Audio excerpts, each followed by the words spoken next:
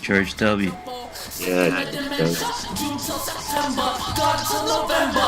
Never ever ever. You can sing along, don't chat and just pretend to understand. No, this is not meant for grandmas up in Mad Max, sail to Never Neverland and Pandas. Labyrinths of lost hope, streams of false starts, maze through broken tunnels, trying to find where I came from. But it's just the same song, get back to Sri Lanka, back to the burbs, tracks full of red rum, murder in the verse. Everyone's attention, everyone's attention, everyone's attention, everyone's attention, everybody in attendance, everyone's attention, everyone's attention, everybody in attendance. Yo, I'ma dance to the mayhem, plant plants in this matrix while you walk through the mainframe. I'ma run around naked, anthems of hatred, tracks talk backwards, your facts full of cake mix and your smiles full of fakeness. Played it and take it, now we're lost in the changes, cogs in the clockwork, slaves to this nonsense, chalked in since first grade until my last birthday. I'm riddling the wordplay, I got nostalgia for a system of dementia. From June till September, I'm gone till November. Never ever ever, you can sing along or chant and just pretend to understand. No, this is not meant for ramblings of a madman. Sail to Neverland and Pandas,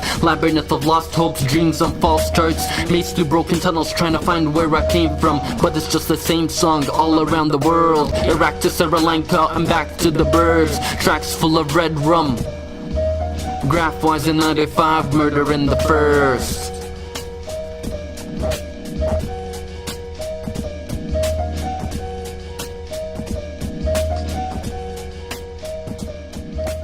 Word up on the Reasoning Conspiracy Show. We're back here for another episode, and we've got a lot of topics to talk about this episode. As you just heard, that track Systems of Dementia by 95.6. Systems of Dementia because a lot of crazy stuff's been happening, including the Prime Minister of the Corporation of Canada going to the CFR, which is the Council on Foreign Relations, one of the topics we're going to be getting into, as well as Angelina Jolie, the Hollywood actress. Is she involved with a major conspiracy involving the medical industry, the patenting of genes, and the BRCA1 breast cancer gene, as well as the trafficking of contraband tobacco hearings in the Senate. We've got a clip we can play later, but we're just going to start off the show this week with an important topic, and we've got joining us back again via Skype, Toge Tote. How's it going, man? Good, Dan. How you doing? Oh, not bad, not bad. The craziest thing that's been going on recently here in Toronto has been the story involving Rob Ford, who is, you can see him on this newspaper here that I'm holding up. He's got a major scandal where they're questioning if he had smoked crack cocaine in a video that apparently the Toronto Star people have been going through. This is here. Here's a Toronto Star article from Friday. We've got the scandal breaking. It's Ford in the crack video scandal. Cell phone recording made by Toronto men involved in the drug trade. This was shown by two reporters, and this is a still image that is apparently not from the video that was given to the reporters. And then the next day, this is a Saturday Star. He's calling the thing ridiculous. So that was the next headline. I haven't seen. Can you show me the paper? I mean, and then the other headline, we got Doug Ford in defense of the mayor, and Doug Ford saying that this is a quote they've given him. I've never seen my brother involved with anything like coke, the councillor told News Talk 1010 on Saturday. So we're going to play a clip of Rob Ford and actually an exclusive, or sort of an exclusive clip here, The Prophecy of Crack. But I just wanted to ask Toge Tote if you had any thoughts on the Rob and this whole episode? Yeah. Well, I mean, it does not surprise me whatsoever. I mean, he's right in his old neighborhood there, and Kipling and Dixon and the crack dealers there. I mean, that does not surprise me. My goodness. I mean, if he's got nothing to hide, well, I mean, we all want to see that video. For sure. I hope those guys raise the 200 grand and buy it. When I checked it earlier today, it was 90,000. What would Rob, what would he do? I mean, are they ever going to get that video? Are those guys going to die? I would be worried about stuff like that if I was the guys with the video. I really would. Exactly. That's the scary part with this story, is that apparently the guy that's beside him in this the picture here had been killed or something a few weeks before. They sent this out. I can't see your screen. And it's can you not see it? What can you see? You can just see your screen? I don't see the screen. You keep saying you got this stuff up, but I'm not seeing it. Huh. Well, so maybe let me just play. Let me just play this clip then, and hopefully I'll see if I can get it going, because this is a bit of an exclusive here. What we had in Toronto was international recording artist Uziman arrived a few weeks ago. He had a theme of his show that he was coming to challenge the Mayor Ford. I remember that. There's a part in the concert where he mentions Rob Ford and crack. He actually compares him to Marion Barry. You're going to hear that clip in this, and then it's a bit of a highlight reel on Rob Ford, and then we'll be right back to talk about more about this situation. Word. We have a message from the office of Mayor Ford. It's the Northern White Marion Barry. With less crack. Anyways, like I said this morning, these allegations are ridiculous. It's another story. It's the Northern White Marion Barry. Featured last night on the Jimmy Kimmel Show. It's all right. He has free health care. It'll be fine. You just called him a fat fuck. The mayor has been having a tough go of his weight loss challenge in recent weeks, even gaining a few pounds. 313. I know, that is not a process. That is an assault. That is a verbal assault. That is a verbal assault. That is a verbal. Everybody's had enough of this graffiti. We're fighting back. The mayor apparently injured his back over the weekend, although he was present at a council meeting this morning. He was apparently off to a doctor this afternoon. Yellow 80! Yellow 80! Say that! Can you find OxyContin so I can get on the medication so I can at least... But I'll fucking try to find it. I don't. While the marijuana charge was dismissed, I entered a guilty plea for failing to provide a breath sample, received a fine, and did some community service. That he had, quote, a stubborn sense of entitlement and a dismissive and confrontational attitude. Some reaction a short time ago from Clayton Ruby, the lawyer who launched the original complaint against Rob Ford. To everyone who believes I should have done this differently, I sincerely apologize. It's the Northern White Marion Barry. For mayor! With less crack. Excuse me, guys. Holy Christ! Cool, man. I got some respect. He's hitting the face of the camera. Mayor, are you saying the video is a fake? So we ended there with how Rob Ford's been dodging the questions. I guess they're asking him if it's a fake video, and Rob Ford hasn't directly answered that question. He said that it's ridiculous. The story is ridiculous, but even if it's true or false, it's ridiculous. So, what are your thoughts? You think it's a real video?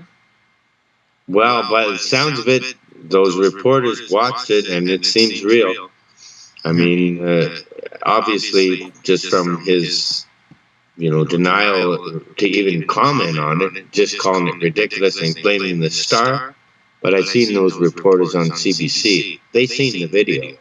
So, I mean, I hope we get to see this video because proof's in the pudding, isn't it? I mean, did you see that joke article about how Rob said that he's got a twin brother or something? See, that's what. That's definitely like the kind of scam that he'd have to pull out to get this like scandal to go away, right? Like, or the other thing I was thinking of what was he could say is like one of the legal highs, they got those that they sell in the corner store. It's like a synthetic kind of thing. Yeah, but what are you doing there at the crack house at Kipling and Dixon, with a pipe in your hand? I mean, if you're the mayor, come on. I mean, it's ridiculous as it gets. Yes, I looked for it on the map. That's what we got a map here, but then I wasn't sure, like,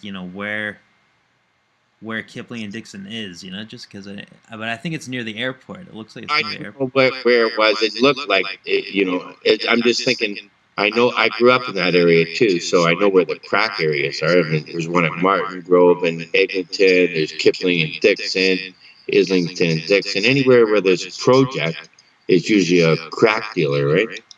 So, anyways, it looked like, just from the picture, like I say, there's been so much or so little viewing that we've had to do. Just that one shot, of him with a pipe. I've seen that, but what the Toronto Star reporter said and the guy from Gawker, I believe them. They look like they have they have no reason to lie, and they wouldn't be avoiding the issue like Rob seems to be doing. So anyways, Rob Ford smoking crack. Like, that's why it's surprising, because he's like the president of Deco Labels. This is like a multi-million-dollar company. I'm just showing some research here.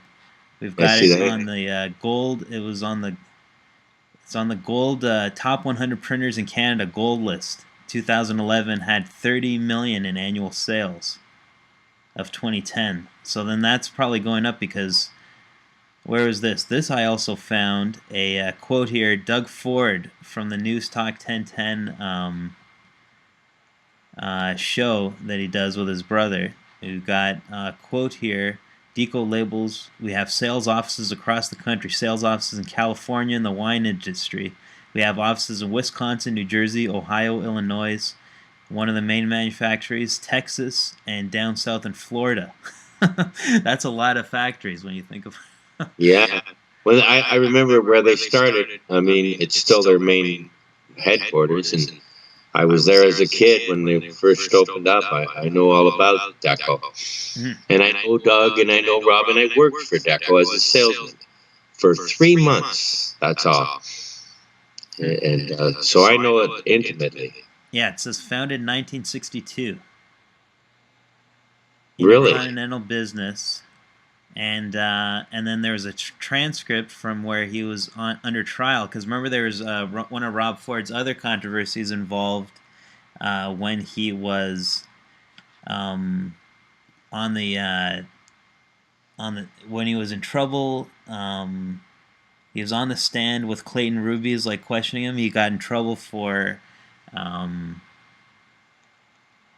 something with the violating the election expense, or no, violating the office rule, or the some kind of rules with his football foundation. Remember they threw him out of he was gonna like lose his mayorship. Yeah, I remember that. Yeah, and then he battled his way back. So he's like on the stand with Clayton Ruby. This is a quote from the transcript. He says, "And the weed from the Deco Labels and Tags adhesive products." He goes, "Thank you. What is your interest in the entity?" Talking about Deco. And then Rob Ford answers, "I am the principal owner." "You are a shareholder?" he's asked. And then he goes, "Yes, he's the principal owner." His lawyer responds, "The principal owner." So he's got the shares I guess are in Rob Ford's name too, from judging from that transcript. I think the shares are in him and his brothers and sisters and mother's name. You know, they're all shareholders. That's the way their father wanted it. I knew Doug Ford. He was an honorable man, Rob's father. And Kathy, goes back to grade 6. She's been one of my best friends. Because that's the interesting part with Rob Ford's father. They bring up that he, and that even would tie it into that trial that Rob Ford had, the hearings, because they talk about how he never, okay, this is the thing that came out of the trial, is that he admits that he never read the handbook that they give to all the counselors. Well, too busy. So, he was too busy. What, at Deco? Yeah, baby. Yeah, so he says that he didn't think he needed to because his dad had been elected in the provincial government, right? In the 90s. That was his excuse. Right. It just goes to show you what white privilege, what they believe that white privilege entitles them to. I mean, it just goes to show you that. You know, I mean, we were talking earlier about that Alex, the KKK guy in the submarine, right? White privilege, right? Yeah, that is a scary part when you think about if Rob Ford actually knew this guy, because this guy got famous as the head of the KKK. I think I still got the Wikipedia here open. James Alexander McQuitter was involved with a takeover, Operation Red Dog. They attempted to take over the government of Dominica to install a white supremacist haven in Dominica. Well, I think I told you in 1979 I had a farm I rented at James 7, and Kathy, Rob's older sister, she lived there at the farm with her first husband, Jeff, and they brought this Alex McQuirter to my farm. He was the head of the KKK. And he was there for a week or two, and just before he went down and did that. And anyways, it was really weird because they were going to cross burnings, literally Rob, Dougie, Kathy, Jeff, they wanted me to go. I mean, no one's mentioned any of this, but that's what white privilege, that's where it comes from. And obviously I see it every time he comes on TV. He just thinks he's entitled and doesn't have to talk, and he can say whatever he wants and get away with everything. We wrote a story with Cornetta and I at M&N. About, what did we call it? The Sty story. Where we compare Rob Ford and Senator Mike Duffy. They're both, well, together they must weigh 700 pounds, and they're feeding from the same trough. I mean, Harper's pig trough. And, they both have that white privilege attitude. I wouldn't be surprised if they're both still card-carrying members of the KKK. Would not surprise me. And so that's another scary part with the allegations about what could be in the video. When you think about if he is actually talking about the team he coaches, the football team, about them being effing minorities, is what the quote is, which is scary, because those are they're still they're young kids that he's coaching on his high school football team. Like I say, it's that white privilege thing comes pretty prevalent in most things that he just actually believes this. And I can tell you this. So, I can't remember the year, but it was a few years back when he was still a counselor. Now, I always do send copies of, well, not all of them, but some of my stories I send a copy to Rob Ford, and I blind copy the rest of the Toronto Council when he was a counselor there. And, he probably never read one of them, but a lot of his counselors did and commented back to me. But anyways, then I had let them all know that, I was coming down to Toronto City Council to get the keys for the Outdoor Education Center, which I had claimed as per my right, as per one of their royal proclamations. That's the area that I chose to live in. And anyways, on my way down to Toronto City Hall. I'm driving down the 400 with a girl who I'd only known for a week, who was driving, and all of a sudden her cell phone rings, and she hands it to me and says, "Oh, it's for you." And I get it, and it's Rob Ford. And I said, "Rob, how'd you get this number?" He never did mention to me how he got that number. I still wonder how he got that number, unless she was involved too. You know, he says, "Well," I said, he says, "I'll meet you. I'm going to Etobicoke City Hall." I said, "I'm on my way to Toronto City Hall, Rob. I'll be there. You can wait there." "Oh, I'm going to Etobicoke." I said, "Did you bring the keys?" He says, "Meet me at Etobicoke."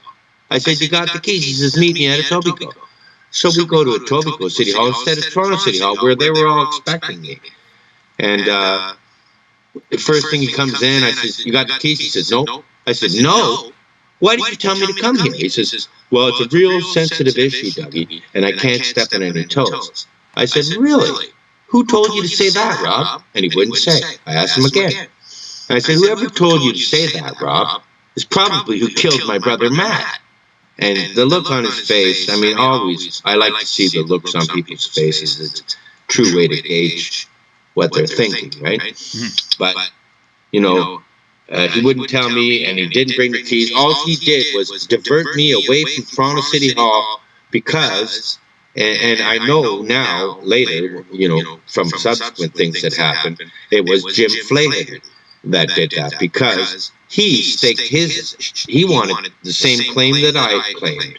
You know, as per the Royal Proclamation, Haldeman Proclamation, where the British Army, all the King's horses and all the King's men will protect 6 miles from the Grand River for the Mohawk and their posterity forever. That's me. And so I came up, rented a house for 2 years before I decided where to stake my claim. And I staked my claim at Lot 1, Concession 11, when Jim Flaherty decided that he wanted that for himself. And so that's who told Rob, you know, that's a real sensitive issue. But, I mean, it's just the whole white privilege thing. I'm just an Indian? Oh, I see. It's the cowboy and Indian thing. You know, I mean, growing up at the courts in Toronto, that's what we played in the 60s. I was always an Indian. So I've been playing that game for a while. And you brought that up. Was this like Cowboys and Indians game ever played with the Ford brothers, or like did you ever see them in that?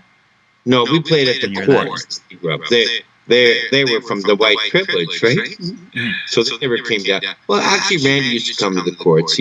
Randy was more normal than the rest of them. And so he's like the oldest brother. He's the least known, I guess, for the people in Toronto.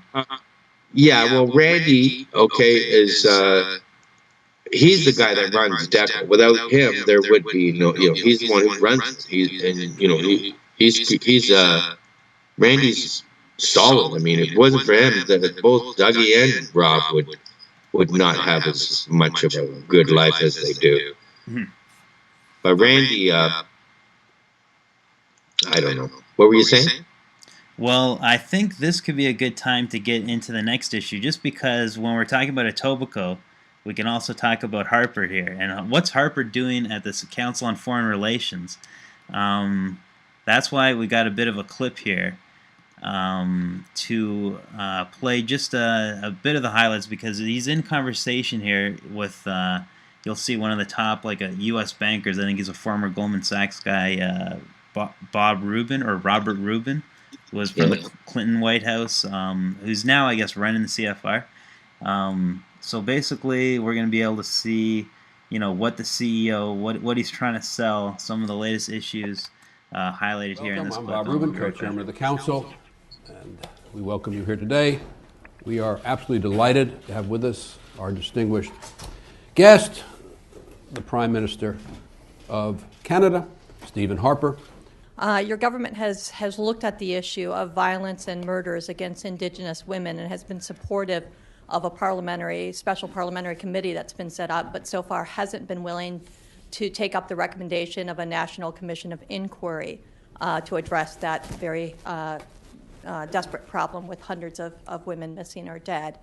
Yeah, I remain very skeptical. I, first of all, tend to remain skeptical of commissions of inquiry generally. This issue has been studied. The government itself, the federal government itself, has been studied in several different venues. The federal government itself provided funding for multi-years of study, prevention programs, as well as investigative techniques on behalf of the police. A lot of it is just a matter of getting better processes to both prevent and investigate these kinds of disturbances. There are things we have to do to increase and raise the status of women in Aboriginal communities, and this has been a bit of a pitched battle because there are forces within Aboriginal communities and outside who have been resisting those kinds of changes. Canada about dealing with the United States, that we were somehow going to assimilate Canada. I don't see that anymore. I think Canada is much more self-confident in dealing with the United States and the world. So if that's the case, is there a chance at doing a bigger deal going forward? Going forward, we have what we call the Beyond the Border initiative, where we are attempting through a series of individual initiatives and investments and closer cooperation between border authorities to make things more seamless at the border and to push a lot of inspections out around the perimeter of North. We had a watershed election in 1988 over the free trade agreement with the United States. What we've seen is it has led to vast increases in cross-border trade without any such loss of political independence or identity. In fact, this past year, as you know, we've been celebrating the War of 1812, which permanently established this independence and separate identity. So I think that there will always be opponents in Canada, but I think that is a real minority view now. I think the resistance to this kind of thing is far more in the United States than in Canada.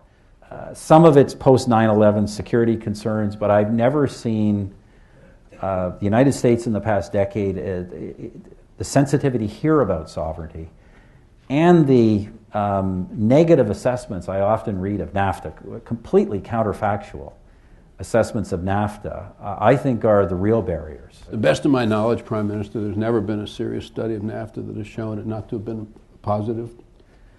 On the issue of territorial claims, there are some disputes, including with your country, on some offshore claims.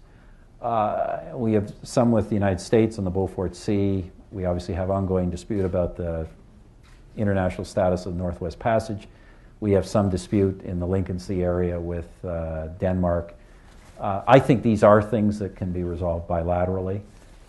We are obviously at the same time big supporters of the United Nations Convention on the Law of the Sea and the process that's going on there to deal with the much farther offshore, and we will continue to support those international efforts. Do you see any way that the international community is actually going to effectively reach some kind of way of dealing with global climate change before it becomes a crisis that forces action? And in that context, is the G20 an effective vehicle for dealing with transnational issues? Boy, that's a big question. Well, it's a half a question. You give a half an answer. Yeah. I think the answer to the first question is yes. I think it's going to be difficult. I think everybody will come to the realization, whether it's on climate change or these broader economic problems of pollution and other such matters, that these things do have to be tackled. Unfortunately, the G20 tends to mean in practice G20 something like G35. But with 20 to 30 to 35 people in the room, I think you're squeezing the bounds of effectiveness anyway, and there is nothing else that I see as a plausible substitute other than the major sovereign players getting together and trying to work through some global needs. For lack of a better words, effective global governance through the G20, and that's the closest thing we got, is only going to work if a lot of people around the table bring a holistic and global perspective to that economy and to what needs to be done globally. Prime Minister, we thank you for being with us. And so there we have it, the ultimate global conference here. This is a CFR, Council on Foreign Relations. They've brought in Harper to craziest... I don't know what they're doing with it, but it's all there. It's only, it's numbers, and now the way the bankers do it, it's just numbers on the computer screen, isn't it? Yeah. And then if they have that on deposit, like something based on natural resources, that's real. This paper currency, that's all fiat currency, that's not real. But, every tree, every piece of gold, every piece of every drop of oil. That's real money. And so our trust fund is probably more like 300 trillion. The last thing they don't even want to talk about, like Rob Ford doesn't even want to talk about that crack video. Same thing. But this is much bigger. So that's the only reason that he was called down. And he was called down, and he ran. Whenever they called all of these corporate CEOs of the corporations, because that's what all these countries that are members of the United Nations are, corporations, all of them. And and the United Nations is also a fake corporation, and they're all under the law of the sea. And the Vatican has a huge role in all this. They are the Holy See, SEE, they say it.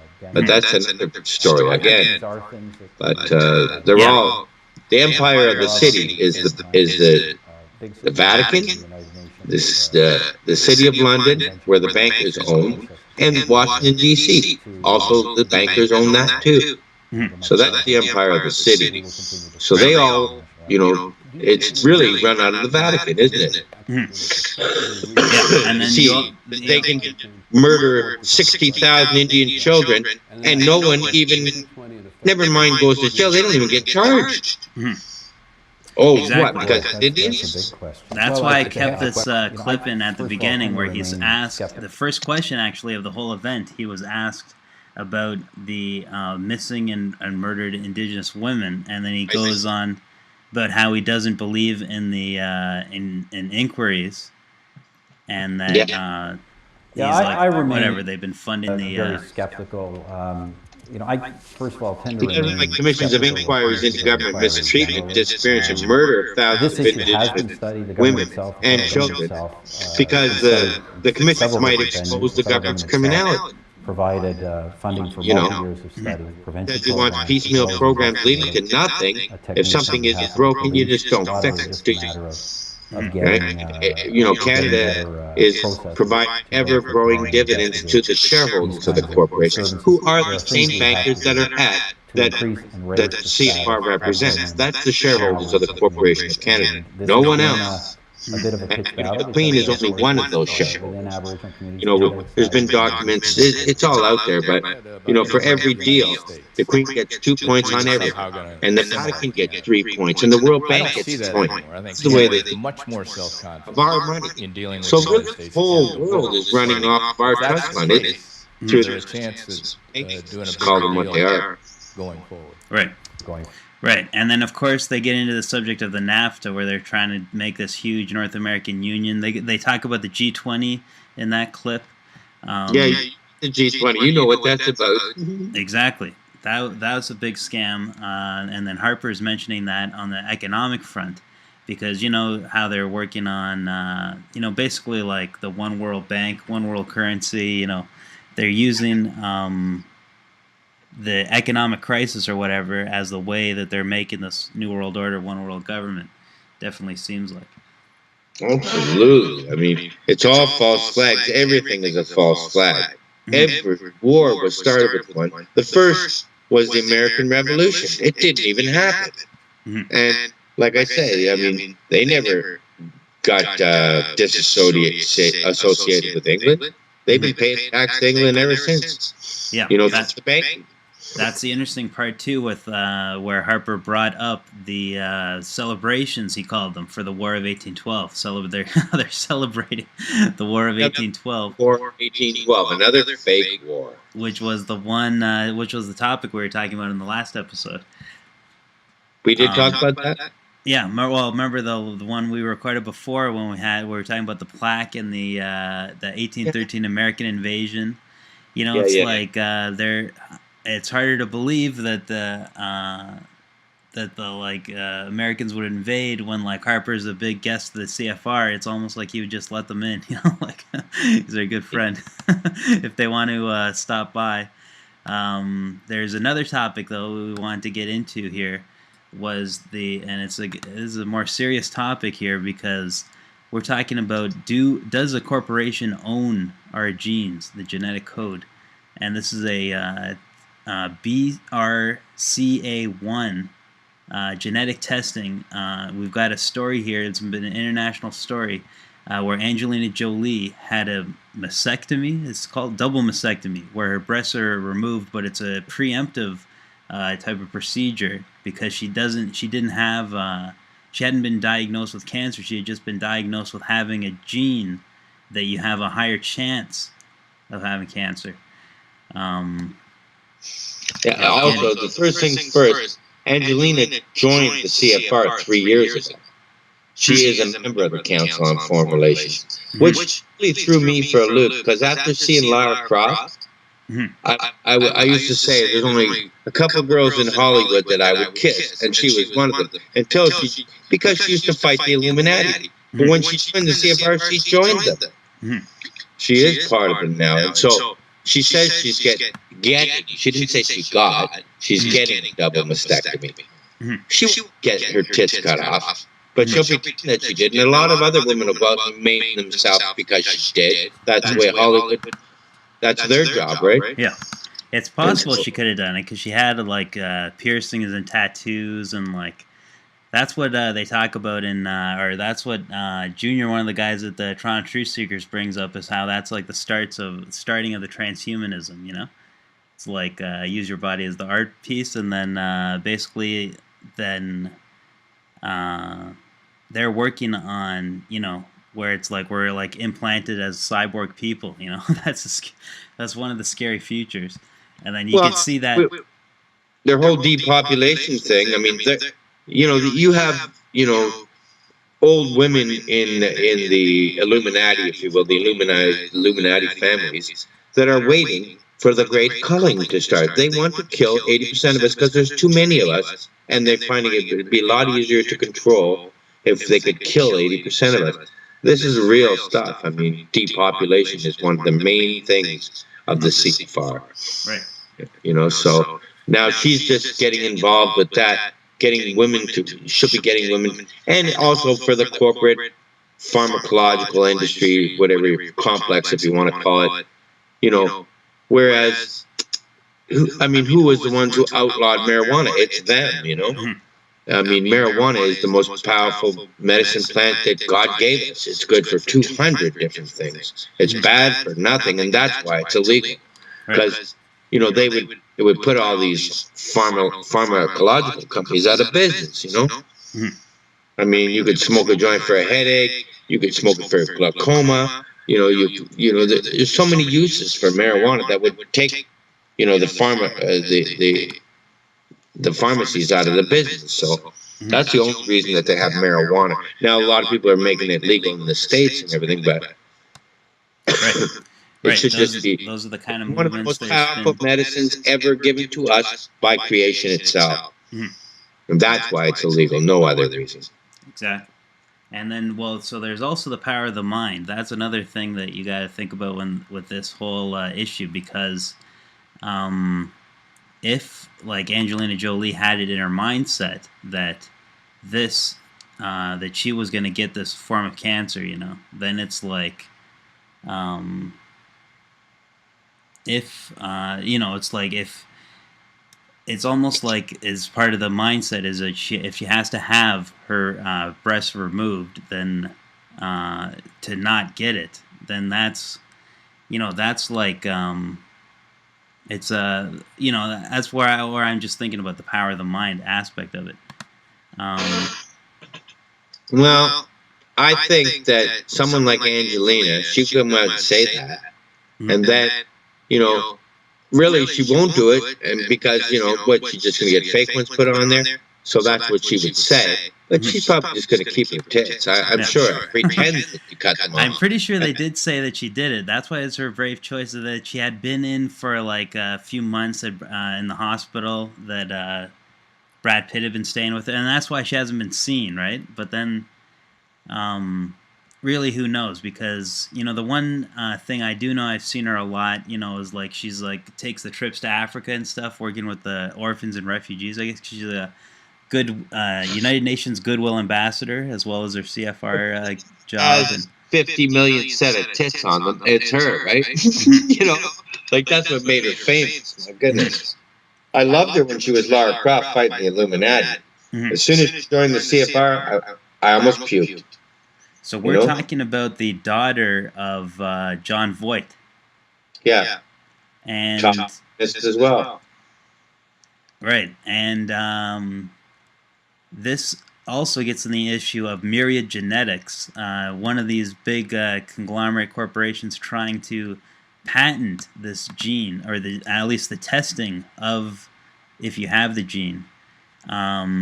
They've got a highlight here on what happened when the story was released. The stock went up, the Angelina Jolie's announcement, because I guess in the States they can charge like thousands of dollars just for the testing, which is where this could be a big money issue. And then that's I have to wonder how many shares does Angelina got in this corporation. Exactly. That'd be the first thing that anyone thinking about getting their tits cut off should look at.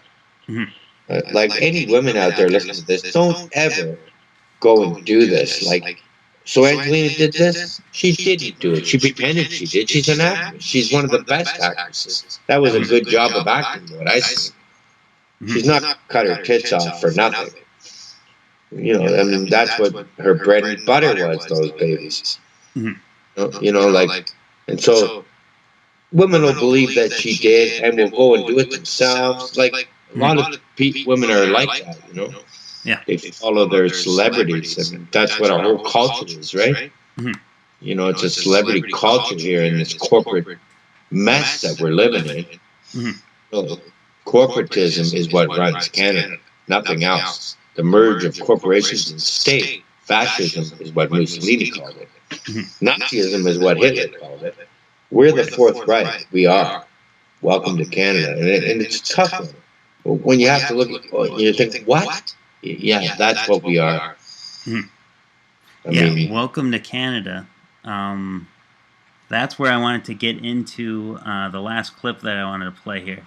This one was a Senate hearing that I saw on CPAC, and then you can find the archives online. This is where they get into the issue of contraband tobacco, they call it. And they're trying to amend the criminal code. This is the Senate of Canada, which is like the conservative Senate, trying to amend. Unelected and totally corrupt, as we know. Exactly. And what have they been doing anything? But they're the ones who introduced all the bills into the Commons. The globalist bill. There was a part two. Well, you'll see the clips that I got here, but there was a part two where they do mention that contraband tobacco also comes from is imported, from Asia and stuff. It's not all from the reserves, but basically they spent the whole time talking about reserves, mostly Mohawk reserves. So that's why it's an interesting clip we're gonna play here. We'll be right back. It's about Good afternoon. We're meeting today to continue our consideration of Bill S-16, an act to amend the criminal code, trafficking in contraband tobacco. The part of the contraband tobacco market that is overseen by First Nations community members needs to be legitimized. And my suggestion would be to reach out to First Nations communities and engage them with tax compacts and tax agreements, tax sharing arrangements.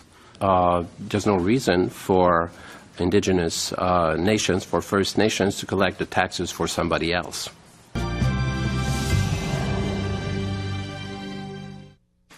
The Mohawk Council of Kanawaki. I always have trouble with the pronunciation. Kanawaki. And we have Chief Lloyd Phillips. Chief, welcome. Obviously, I'm here today to state the opposition to this legislation on behalf of the Mohawk Council of Kahnawake. There's a long history involved here.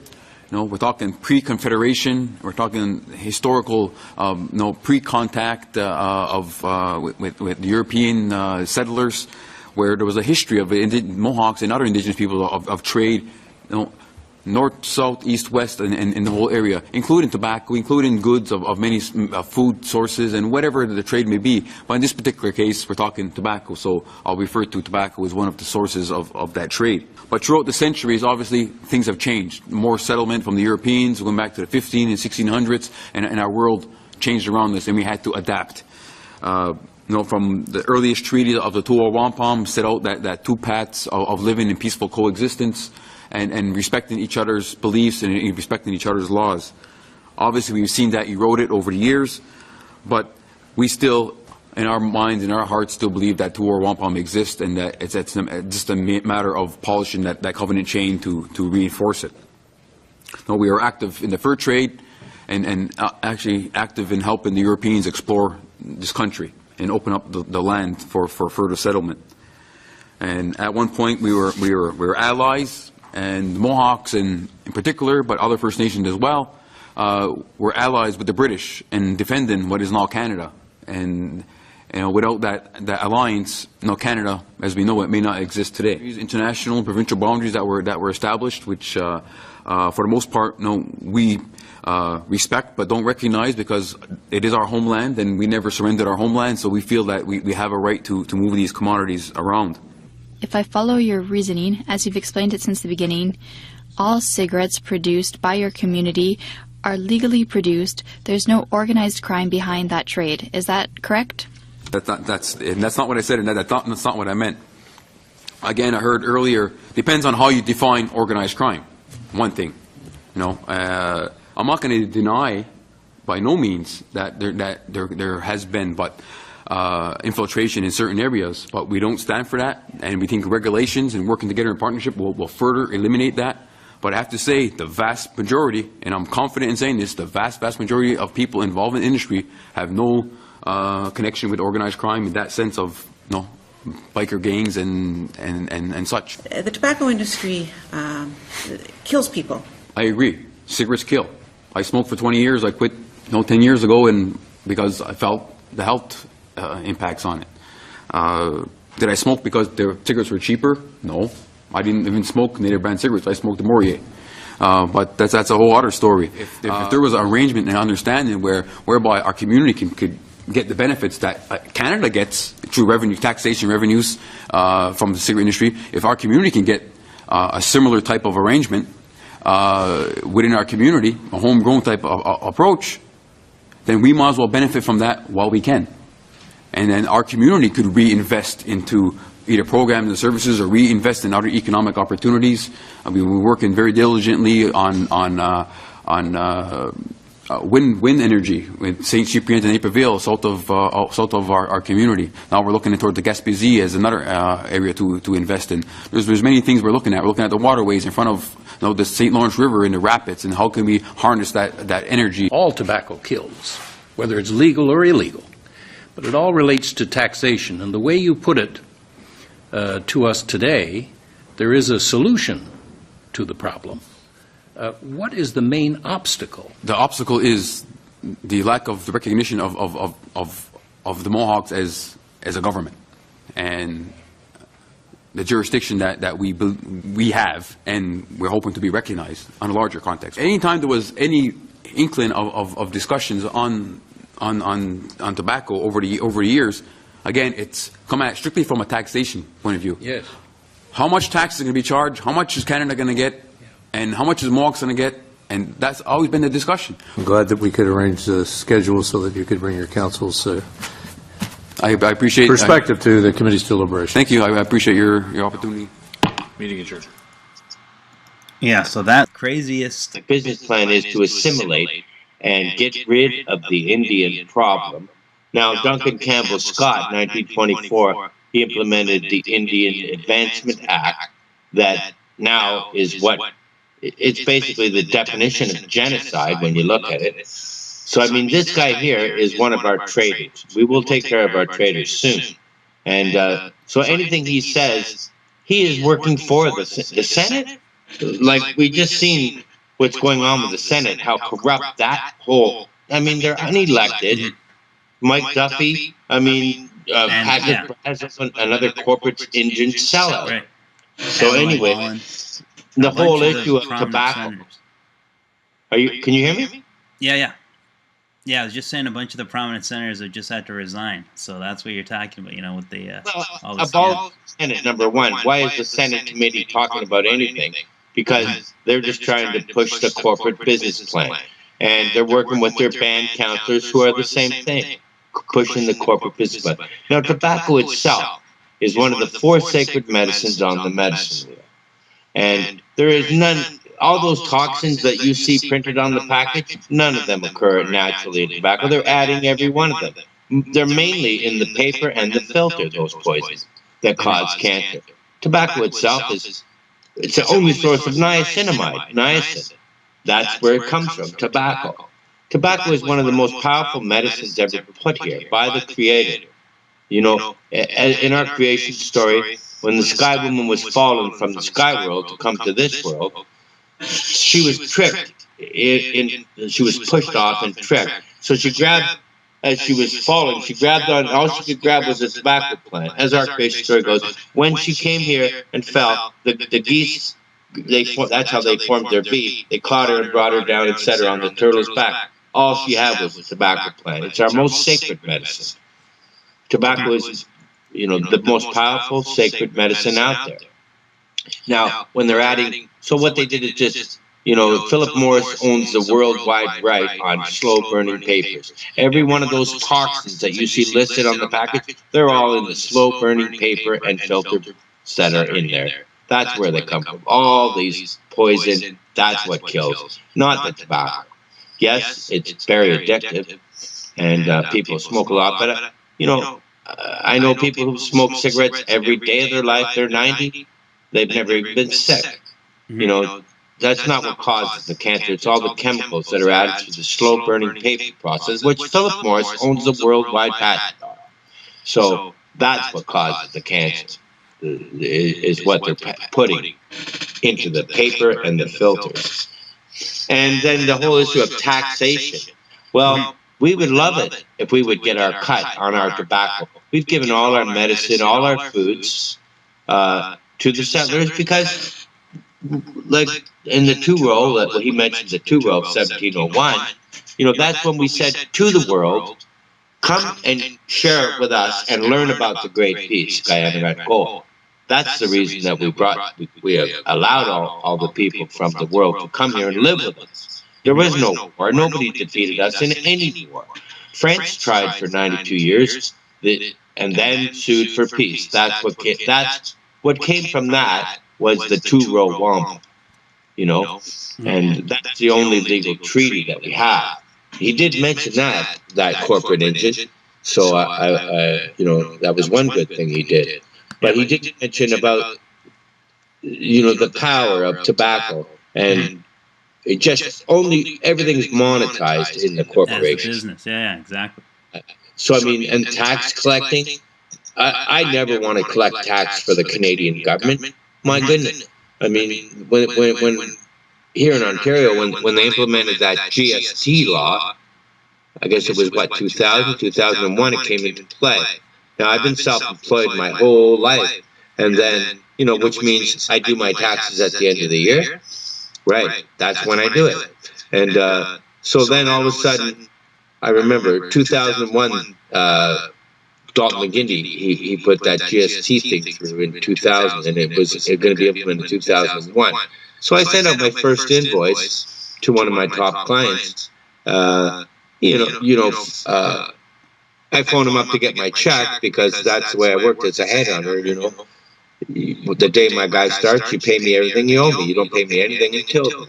So I phoned up my client. I said, John, you know, I want to get, he says, Doug, I can't pay on this invoice. I says, what are you talking about? He says, well, you have to have a GST number now.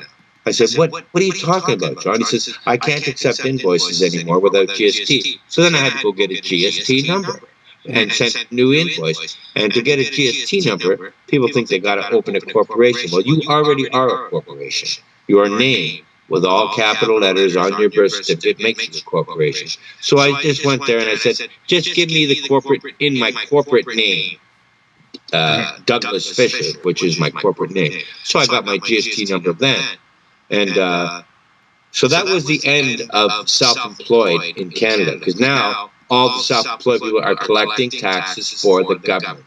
I mean, that's really what happened there, but no one even mentions that. But that, you know, that's how it hit me, like right away, when I can't even send out an invoice without collecting taxes for the government. So I did that, and so the first 6 months of this new law, then I get a bill from the Canadian, from Revenue Canada, Now, I don't do my taxes till the end of the year, and I'd only collected maybe 3 or 4 invoices, and my invoices were at, say, 20 grand each. So, you know, and I collected whatever the 7% it was, I can't remember, but 8%, whatever that it is. And so I get it, you know, so July comes, so it was implemented in January of 2001. July, I get a letter from Revenue Canada that they've assessed my GST, and they send me a bill for $5,400 or something like that. So I phoned up to Revenue Canada, and I talked to a girl, and I said, who do I talk to about where do I send my bill? And she goes, what are you talking about? I said, well, you send me a pretend invoice. She says, well, we're allowed to do an assessment. I said, an assessment, call it what it is. It's a pretend invoice. I said, I've not collected anything like this for you guys yet, and I don't have to pay it till the end of the year. I said, so I'll send my invoice for my share of the Indian Trust Fund to you. I said, because that's where we're going with this. I never heard another word back from them as soon as I mentioned that. Anyways, I know it's a little off topic, but it dovetails in with the tax thing, right? Yeah. Yeah, no, that's one of the scams. And then it's like once they, that's the trouble with all these laws. Basically what they're trying to do is amend the criminal code with this one. Make trafficking tobacco a crime because they're going after, I guess, the people that sell it and distribute it. Which to me, like, doesn't totally make sense. It's like they're not... Because now the Mohawks are the third largest tobacco producer in both countries, in America and Canada. So they want to criminalize us because they've taken away everything we've got. That's the only industry we've got left on our own land. With our own laws, they don't recognize any of our own laws. They don't respect any of the treaties. They're an illegal corporation. They're not a country. You have to be sovereign to be a country. They're not sovereign. They're a corporation. You know, who exist on exploiting the indigenous sovereign landowners. That's us. And tobacco is as much a part of Turtle Island as we are. And it is the most important medicine. So they would like just, well, they want to steal everything they can off us. I mean, I could go on for days on this. Yeah, exactly. That's why I just wanted to bring that issue up, just because it's an important issue, you know, to touch on, and then, you know, just to get thinking about. But I think we should probably wrap it up for this week, because we're going to get into an even bigger show when we talk about the trial of Ganagoda in the next episode. It's going to be a good one. Talk about that, yeah. Yeah. So I was thinking of, I was just going to play We Are Still Here on the, so it'll be on at the end of the recording. Okay, cool. So I'll talk to you soon, though. I'll let you go, or okay, can have it playing. But yeah, it was good, great recording, and yeah, we're still a work in progress show, but it's going. It's getting better, you know. Getting better. I think there's a few times that the archive might have shut down, but then I'll try to link it all as one thing, upload it to YouTube, and whatnot. So yeah, so it was good. Pre-pilot number 2 episode of the Reasoning Conspiracy Show. Yeah, thanks a lot. Toge Tote. Check out MohawkNationNews.com. And thank you. Word. We'll just throw it to this track here. We Are Still Here. And Project for Peace. Yeah, exactly. By Project for Peace. Let's see if we can get it to play. Here we go.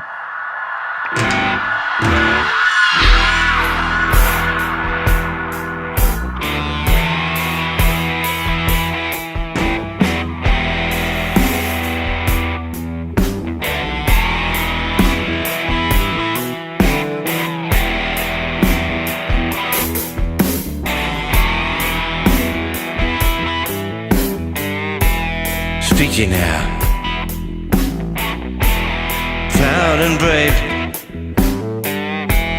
remembering the lessons my ancestors gave about acknowledgement and respect, and the 4 races as they intersect. From the path behind us to the one that lies ahead. Let us walk softly on the road we'll take.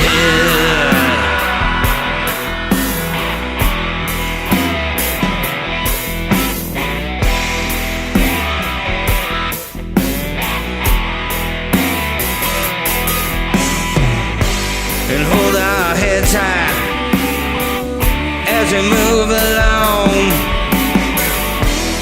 thinking with one mind as we sing our song. We're glad to say that we say loud and clear through all the sadness.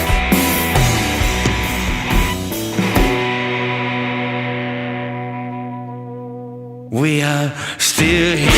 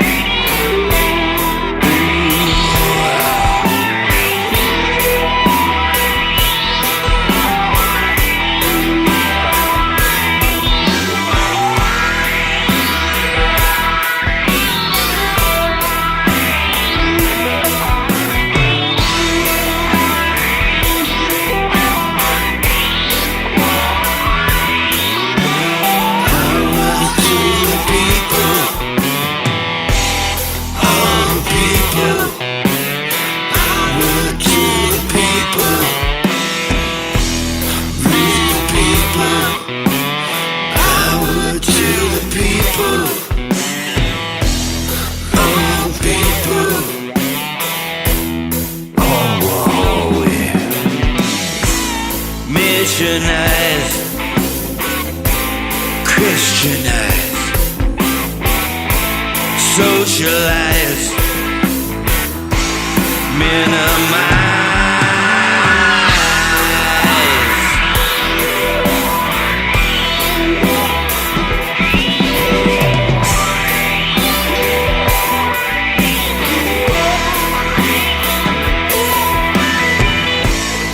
Legislate,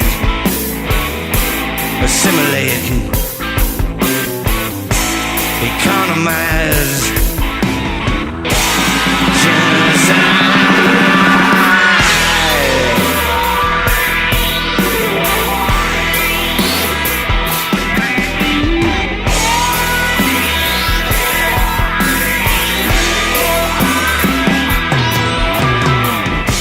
Let's hold our heads high as we move along,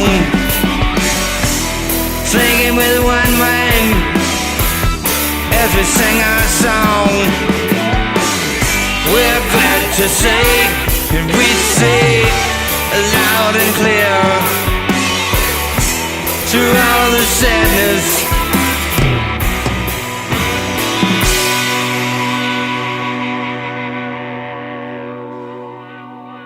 We are still here.